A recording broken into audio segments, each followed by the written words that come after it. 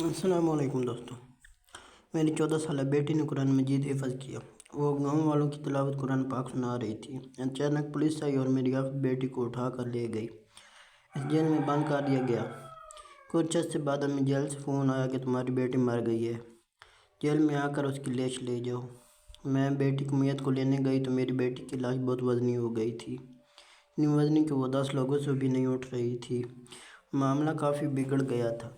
फिर एक आलिम को बुलाया गया। जब उस मेरी बेटी को हाथ लगाया तो उसका दिल फट गया, क्योंकि मैं आज जैसे ही जेल में दाखिल हुई तो एक लेडी कांस्टेबल मेरी तरफ भागती हुई आई और मुझे कहने लगी, मैडम साहब, सेल नंबर 540 में चले, वहाँ एक छोटी बच्ची फौत हो गई है।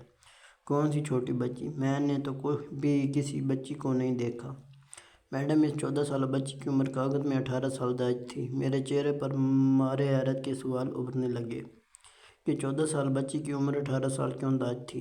वो मैडम इसलिए कि 18 साल से कम उम्र बच्चों को सज़ा नहीं दी जा सकती, ना ही इन्हें जेल में कैद किया जा सकता है। तो तुमने मुझे बताया क्यों नहीं कि एक बेगुनाह लड़की जेल में कैद कर दी गई है, जबकि इसकी उम्र मौक़स 14 साल थी, और बच्ची को यहाँ कैद क्यों किया गया था? जी वो तो मैं नहीं बता सकती, वरना मेरी नौकरी चली जाएगी। मैंने कहा, मुझे बताओ। मैंने गुस्से से कांस्टेबल रेहाना से पूछा तो वो नज़रें झुकाकर मेरे कमरे से ही चली गई, गोया वो मुझे इस बच्ची का जुर्म नहीं बताना चाहती थी। मुझे बहुत गुस्सा आ रहा था। ये सच बात थी कि मैंने अपने पेशे के साथ बहुत ईमानदारी थी। भले मेरी नौकरी चली जाए, लेकिन मैं किसी का हक मारना बहुत बड़ा गुनाह समझती थी। मैं आज भी ऐसा ही समझ रही थी कि मुझे इस बच्ची के साथ इंसाफ करना होगा। थोड़ी देर के बाद रेहाना घबराई हुई मेरे ऑफिस में दोबारा दाखिल हुई और बोली, मैडम जी, वो बच्ची दम तोड़ चुकी है, लेकिन अब मसला ये है कि हम इसे वहाँ से निकाल भी नहीं सकते। रेहाना की दूसरी बात सुनकर मैं उलझ गई। अपनी सीट से उठी और सीएल नंबर 540 की तरह जाने लगी। मुझे 15 मिनट लग गए। ये जेल बहुत लंबी थी। कमरा नंबर 540 में पहुंची तो मुझे किसी के रोने की आवाज़ आई थी। मैंने देखा तो आसपास वाले कमरे से रोने की आवाज़ें आ रही थी। मैंने सोचा वहाँ जाने से पहले इन रोने वालों का हाल पूछ लूँ। मैंने देखा वो औरतें जिनकी उम्रें 30-35 साल थीं, वो ऐसे रो रही थीं जैसे इनका कोई अपना बिछड़ गया हो। इनसे पूछने लगी कि क्या हुआ, तुम लोग क्यों रो रही हो? वो सब कहने लगी कि हम इस हफ्ते लड़की मानूर की जाने पर रो रही हैं, क्योंकि भाई वो तुम्हारी कोई रिश्तेदार थी क्या? नहीं मैडम जी, वो हमारी कुछ नहीं लगती थी, मगर वो तिलावत किया करती थी रोज़ रात के 10 बजे सोने से पहले, और सुबह उठकर भी। हमें तो पिछले 6 महीनों से इसकी आदत हो गई थी। क्या वो पिछले 6 महीनों से यहाँ कैद थी? मैंने उन औरतों से ही सवाल कर लिया। जी हाँ मैडम, पिछले 6 महीनों से वो इस जेल में कैद थी। आपको आए हुए तो 1 हफ्ता हुआ है, लेकिन हम इसे पिछले 6 महीनों से जानते हैं। हम इसके साथ मजाक करते थे कि तुम इतनी छोटी उम्र में जेल आ गई हो, ज़रूर तुमने कोई बहुत बड़ा जुर्म किया होगा। अब सारी ज़िंदगी तुम यही काटनी पड़ेगी। ये बात सुनकर वो तो कभी ना रोई, बल्कि हमेशा मुस्कुराती रहती थी। मैं इसकी यही आदत पसंद थी। 14 साल की इस मासूम बच्ची के चेहरे पर अजीब सी पुख्तगी और कुव्वत ईमानी थी। वो हमेशा यही कहती कि तुम देख लेना, मुझे यहाँ से छुड़ाने के लिए एक बहुत बड़ा बादशाह आएगा जो बादशाहों से बादशाह होगा। इसकी बातें सुनकर हमें तो लगता था कि वो पागल है। एक औरत फिर से रोने लगी। अल्लाह ऐसे नसीब किसी बेटी के ना हो। इस बच्ची का क्या कसूर था? वो मासूम थी। मैंने देखा कि जेल में किसी को इस लड़की से एक खास नसीहत थी, जिसकी वजह से ये लोग आज रोने पर मजबूर हो गए। मैं इस लड़की की सेल में आई तो एक अजीब सी खुशबू फैली हुई थी। मुझे कांस्टेबल रेहाना ने बताया कि इस बच्ची की खुशबू और अतर का ख़ास शौक़ था। बस एक ही चीज़ मांगा करती थी और ये उसके घर से आ जाया करती थी। क्या जेल में कोई अतर लगाता है? ये तो बड़ी अजीब बात है, मैंने रेहाना से कहा। तो उसने हाँ में सार हिला दिया, मगर वो अभी सच बोलने के लिए तैयार ना थी। फिर मैंने धीरे से आगे बढ़कर इसको जिस्म को हिलाया। वो ठंडा हो चुका था और जिस्म अकड़ चुका था। मैं इसे उलट पुलट करके देखती रही, मगर अब कुछ नहीं हो सकता था, क्योंकि इसकी रूह वाकई इस दुनिया से परवाज़ कर चुकी थी। वो देखने में बहुत मासूम मालूम होती थी। इसके चेहरे पर नूर भी बहुत था और इसके हाथ में एक पर्ची थी जो इसने अपनी मुट्ठी में ज़ोर से दबा रखी थी। میں نے بڑی مشکل سے اس کے اکڑے ہوئے وجود کو کھولا اور پرچی نکالنے میں کامیاب ہو گئے۔ میں نے دیکھا اس پر نیلے رنگ کی سیاہی سے کچھ لکھا ہوا تھا۔ اردو میں جو باتیں لکھی ہوئی تھیں وہ مجھے سمجھ آ گئی تھیں، مگر نیچے کچھ لائنیں اس نے عربی میں لکھی تھیں جو مجھے سمجھ نہیں آ رہی تھی۔ اس نے بڑی محنت کر کے جیل کی انتظامیہ سے اس بات کی درخواست کی تھی کہ اس جیل کے اندر ہی اس کے کمرے میں دفن کیا جائے، بھلے اس کی قبر پر کوئی تختی نہ لگائی جائے، لیکن وہ یہ چاہتی تھی کہ اس کی جنازہ اسی جیل کے اندر دفنایا جائے۔ یہ بہت بڑی عجیب بات سی تھی، کیونکہ ہم لوگ کسی طور پر بھی قانون کی خلاف ورزی کر کے ایک بچی کو جیل کے اندر دفنا نہیں سکتے تھے، لیکن اب ظاہر ہے کہ اس بچی کی شہرت ایسی تھی کہ وہ سوچنے پر مجبور ہو گئی تھی۔ اس کی دنیا میں کوئی خوشیاں نہیں تھیں، لیکن جاتے جاتے ہمیں اس معصوم بچی کی بات کا مان رکھ لینا چاہیے۔ میں یہی سوچا تھا کہ میں جیل کی انتظامیہ سے بات کرنا چاہتی تھی، اس بچی کی خواہش کو پورا کیا جائے، لیکن اس سے پہلے مجھے لواحقین کو موت کی اطلاع دینی تھی۔ میرے لیے اس وقت اس کی زیادہ پریشانی کی بات کوئی نہیں تھی کہ میں نے اس لڑکی کو دفنانے کے لیے اس کی وصیت پر عمل کرنا تھا، کیونکہ وہ معصوم اس دنیا سے بس ایک ہی خواہش اپنے سینے میں لے گئی تھی، وہ جہاں پر فوت ہوئی، جہاں اس نے جان دی، وہیں پر اس کی لاش کو دفنایا جائے۔ لیکن مجھے سمجھ نہیں آ رہی تھی کہ 14 سال بچی کی موت ہوئی کیوں تھی، وہ تو بالکل ٹھیک اور صحت مند لڑکی تھی۔ پھر اس اچانک اس کا مر جانا اور یہ وصیت کرنا میری سمجھ سے باہر تھا۔ نے سب سے پہلے جیل کی انتظامیہ سے بات کرنے کی کوشش کی تھی، کیونکہ میں قانون کے بغیر کچھ نہیں کر سکتی تھی، مگر مجھے جو جواب ملا وہ اس سے بھی زیادہ حیران کر دینے والا تھا۔ مجھے کہا گیا کہ میں اس معاملے سے بالکل دور ہوں اور کل تک کوئی حرکت نہ کروں، اور نہ ہی لڑکی کے لواحقین کو اطلاع دوں، اور نہ ہی میں کسی اور طریقے کا کوئی بھی قدم اٹھاؤں جس سے قانون کو ٹھیس پہنچے۔ میں سمجھ گئی تھی کہ یہ حافظ قرآن بچی بلا وجہ تو جیل میں نہیں آئی، اس کے پیچھے کوئی وجہ بھی ضرور ہوگی اور کوئی بڑا ہاتھ ہے، کیونکہ ظاہر ہے جیل کی اعلیٰ انتظامیہ اس بچی کی ایک ایک بات کا پتہ تھا، اور مجھے منع کیا جا رہا تھا کہ اس کے لواحقین کو نہ بلاؤ۔ 2 گھنٹے کے بعد ایک ڈاکٹر آئی جس مجھے اس لڑکی کے پاس لے کر جانا تھا۔ ڈاکٹر نے ماں نور کو اچھے سے چیک کیا اور اس کی موت کی تصدیق کر دی۔ مجھے ڈاکٹر نے بتایا کہ اس بچی کی موت 12 گھنٹے گزر چکے ہیں، مزید تفصیلات پوسٹ مارٹم کے بعد ہی بتائی جا سکتی تھی، لیکن ظاہر ہے 14 سال کی بچی کا مر جانا وہ بھی اچانک، یہ بڑی حیرت کن بات تھی۔ تقریباً 6-7 گھنٹے گزر تھے کہ جیل کے باہر ایک بہت بڑی گاڑی آ کر رکی، اور ہمیں بتایا گیا کہ بچی کی لاش کو اس گاڑی میں ڈال دیا جائے تاکہ اس کے باقی سارے انتظام گھر والے ہی مکمل کر لیں۔ اتنی بڑی گاڑی دیکھ کر میں سمجھ گئی تھی کہ یہ حافظ لڑکی کی رشتہ دار نہیں ہو سکتے، کیونکہ اتنی غریب سی بچی کے رشتہ دار اتنی بڑی گاڑی کیسے لا سکتے ہیں؟ وہ ایک معمولی سی ایمبولینس بھی افورڈ نہیں کر سکتے تھے۔ تھوڑی دیر کے بعد جیل کے اندر 3-4 عورتیں داخل ہوں جو کسی بڑے آدمی کی ملازمین لگتی تھیں۔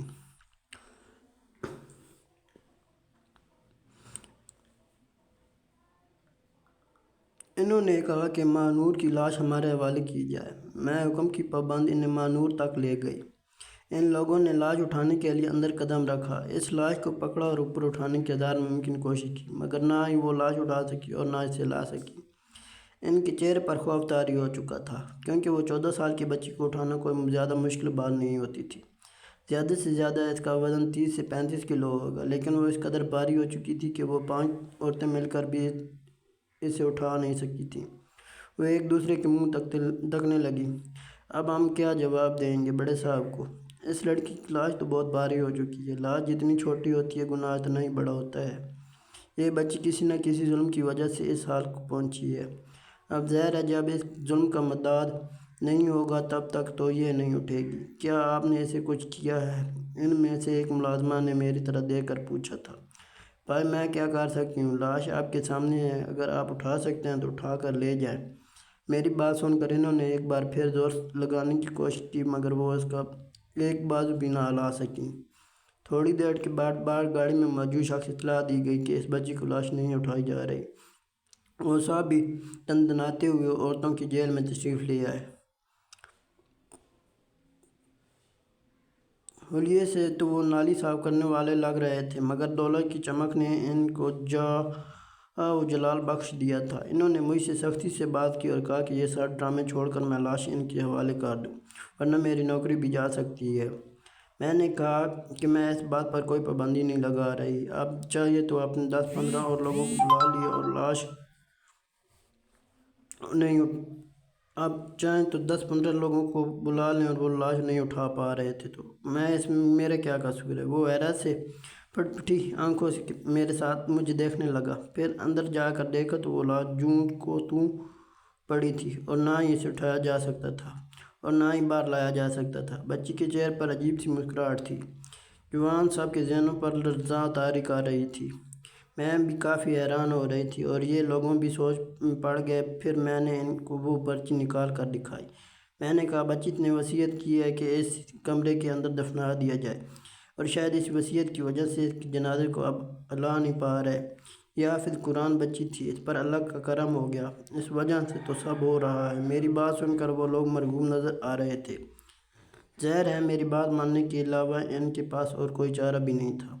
وہ آدمی کہنے لگا ہم اسے یہیں دفنا دیتے ہیں تو کسی کو پتہ تو نہیں چلے گا۔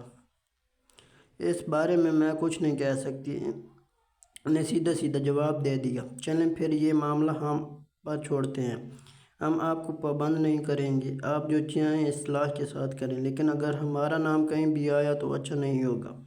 میں نے بس ایک ہی بار ہاں میں سر ہلایا۔ مجھے پتہ تھا کہ اب مجھے کیا کرنا ہے۔ میں نے جیل انتظامیہ کو بھی اس کے بارے میں مزید تفصیلات نہیں فراہم کرنا تھی۔ میں نے کانسٹیبل سے پوچھا کہ یہاں قریبی جامع مسجد کون سی ہے؟ وہ تقریباً 12 کلومیٹر دور تھی، مگر اتنی بھی دور نہیں تھی میں وہاں پہنچا نہ جا سکے۔ میں اپنی گاڑی کو وہاں پہنچ گئی۔ سننے میں آیا تھا کہ اس مسجد کے امام صاحب بہت بڑے عالم تھے اور مجھے کسی بڑے عالم کی ضرورت تھی۔ خیر زور کا وقت تھا، مولوی صاحب اپنی نماز سے فارغ ہو کر ذکر میں مصروف تھے۔ میں ان کے پاس جا پہنچی۔ میرا حلیہ دیکھ کر وہ گھبرا گئے، شاید میں ان پر کوئی کیس کرنے آئی ہوں۔ میں نے بتایا کہ میں یہاں ایک بچی کے معاملے میں کوئی بات کرنا چاہتی ہوں۔ انہوں نے مجھ سے تفصیلات پوچھی، میں نے وہ پرچی بھی دکھا دی۔ کہنے لگی کہ اس بیٹی اس کے لیے تو مجھے تمہارے ساتھ جانا پڑے گا، دیکھنا پڑے گا وہاں پر کیا ماحول ہے۔ بچی کو حافظ قرآن ہونے کا بھی کوئی ثبوت ہے تمہارے پاس یا پھر تم سنی سنائی بات کہہ رہی ہو؟ نہیں علامہ صاحب، میں نے جو کچھ اپنی آنکھوں سے دیکھا ہے میں وہی بتا رہی ہوں۔ آپ خود چل کر بھی اس کی لاش اٹھا کر دیکھ سکتے ہیں۔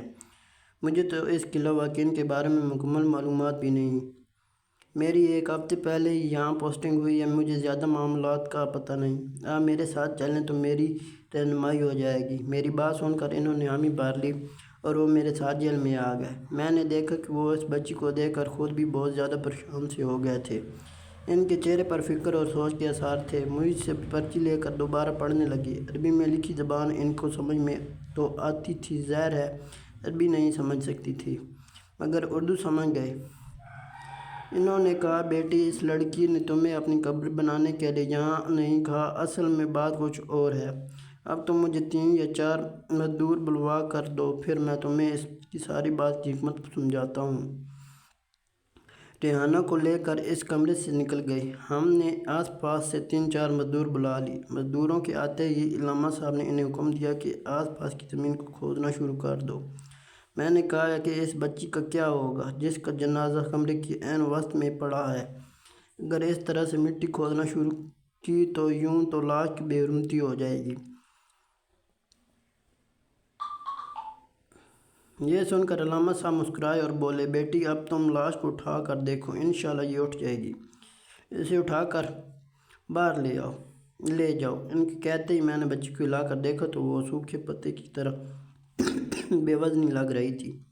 میں حیرت کے ساتھ پھٹی پھٹی آنکھوں سے دیکھنے لگی۔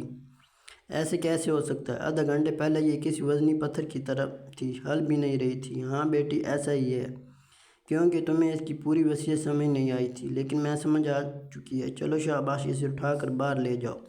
میں نے بچی کو خود ہی اٹھا لیا، وہ زیادہ بھاری نہیں لگ رہی تھی۔ میں نے اسے ریحانہ کے حوالے کر دیا اور کہا کہ اس کے کفن دفن کا بندوبست کرو۔ جب تک علامہ صاحب نے اس کمرے کی کھدائی شروع کر دی میں نے لڑکی کے لواحقین کو بھی اطلاع کر دی، کیوں نہ ہی میں اس کی زمیندار سے ڈرتی تھی اور نہ ہی مجھے اپنی نوکری جانے کا خطرہ تھا۔ جو کچھ میں اپنی آنکھوں سے دیکھ چکی تھی، اس کے بعد میرا اللہ پر ایمان مزید مضبوط ہو چکا تھا۔ چند ہی لمحے گزرے تھے کہ بچی کے کفن دفن کی تیاریاں شروع ہو چکی تھیں۔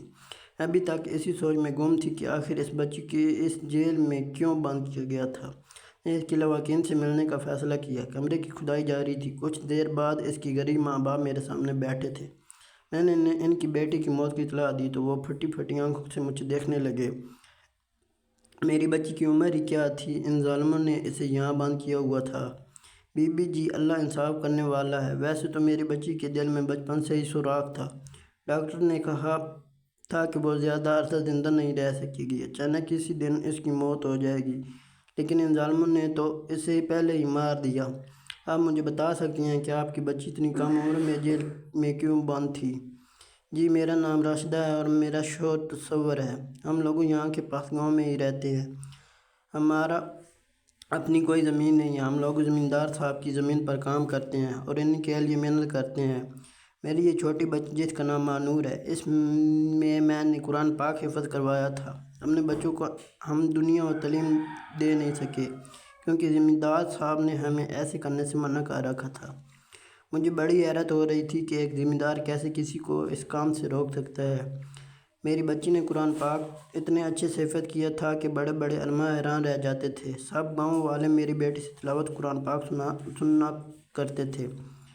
وہ تلاوت اتنی خوبصورت سی کرتی تھی کہ جو بھی سنتا وہ سنتا ہی رہ جاتا۔ ایسا لگتا تھا اس کے گلے سے کسی اور کی آواز آ رہی ہے۔ اتنی حسین آواز میں نے آج تک نہیں سنی تھی۔ بس جی، میں آپ کو کیا بتاؤں، میری بیٹی جیسا نیک اور شفیق میں نے کوئی نہیں دیکھا تھا۔ وہ سب کا خیال رکھتی تھی۔ وہ رونے لگی۔ مگر یہ تو بتائے کہ جیل میں کیوں بند کیا آپ کی بیٹی کو؟ یہ سب زمیندار صاحب کی بیٹی کی وجہ سے ہوا ہے۔ وہ کیسے؟ باجی، ایک دن میری بیٹی اور زمیندار صاحب کی بیٹی کھیل رہی تھی۔ بچی نے اسے کچھ کہہ دیا۔ معمولی سی بات پر لڑائی اتنی بڑی کہ اپنی چھوٹی بیٹی کی انہوں نے فرمائی پر بڑے صاحب نے میری بچی کو جیل میں بند کروا دیا۔ الزام لگایا کہ میری بچی چور ہے، اس نے گھر سے سونا چوری کیا ہے۔ ہم تو سوچ بھی نہیں سکتے تھے کہ کوئی اتنا شفاق ہو سکتا ہے۔ چاہ پریشان نہ ہوں، اللہ پاک بہتر انصاف کرنے والا ہے۔ آپ یقین رکھیں آپ کی بچی کے ساتھ اس جیل میں کوئی ظلم نہیں ہوا۔ سب لوگ اس سے محبت کرتے تھے۔ میں نے اس عورت کو تسلی دینے کی کوشش کی۔ جی، میں سمجھ سکتی ہوں، لیکن میری بچی بہت معصوم تھی۔ مجھے اس کا غم ساری زندگی رہے گا۔ مجھے اس عورت کے اوپر ترس آ رہا تھا۔ اتنے میں علامہ صاحب نے مجھے اطلاع دی کہ کمرے کی کھدائی مکمل ہو چکی اور مجھے حیران کر دیا کے لیے تیار تھے۔ میں اندر گئی تو میری آنکھیں پھٹی کی پھٹی رہ گئیں۔ اب تو وہاں مزدور بھی نہیں تھے۔ میں نے دیکھا کہ مٹی سے ایک چمکدار چیز نظر آ رہی ہے۔ علامہ صاحب نے مجھے کہا کہ یہ اٹھاؤ اور اس کے ماں باپ کے حوالے کر دو۔ جب میں نے اسے اٹھانے کی کوشش کی تو وہ بہت وزنی تھی، جس کا وزن کم سے کم 5 کلو ہوگا۔ میں نے جیسے ہی اسے اوپر اٹھایا تو میری آنکھیں پھٹی کی پھٹی رہ گئیں۔ وہ تو سونے کی ایک تھیلی تھی جس کے اندر بے شمار قیمتی ہیرے جواہرات تھے۔ اس کا کیا کرنا ہے علامہ صاحب؟ یہ یہاں پر کیسے آئے؟ بس بیٹا، جو اس بچی نے لکھا تھا اس کا مطلب یہی تھا کہ اس وجہ سے تو اس کی لاش اٹھائی نہیں جا رہی تھی۔ وہ صبح شام تلاوت قرآن پاک کے بعد اپنے ماں باپ کے لیے دعا مانگتی رہتی تھی۔ جتنا عرصہ وہ یہاں پر قید رہی وہ بس ایک ہی دعا کرتی رہی کہ اے اللہ میرے ماں باپ کو افضل کر دے، انہیں اتنی دولت دے کہ وہ کسی کے پاس مزدوری نہ کریں، زمیندار کے پاس بھی نہیں دیکھوں۔ تو وہ ہر روز اپنے مالک کو خط بھی لکھتی رہی اور زمین میں دفن کرتی رہی۔ علامہ صاحب نے مجھے 10 سے 12 مزید خط دکھائے جنہیں دیکھ کر میں رو پڑی تھی۔ اتنی چھوٹی سی بچی اپنے ماں باپ سے اتنی محبت کرتی تھی کہ یہ سب کچھ میں اپنی آنکھوں سے دیکھ رہی ہوں۔ سونے کی وہ پوٹلی جب میں نے بچی کے ماں باپ کو حوالے کی تو وہ بہت حیران ہو گئے۔